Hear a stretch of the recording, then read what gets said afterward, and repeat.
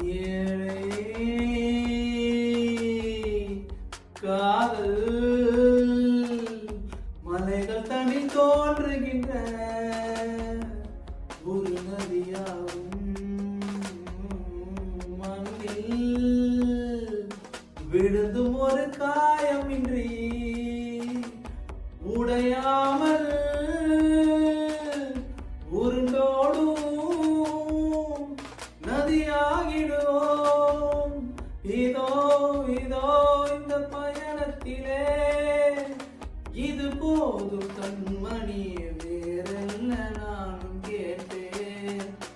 பிரிந்தாலும் மனதிலே இந்த நொடியில் என்றும் வாழ்வேன்.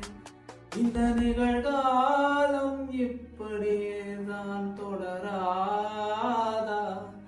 என் தனியான பயணங்கள் இன்றுடன் முடியாதா?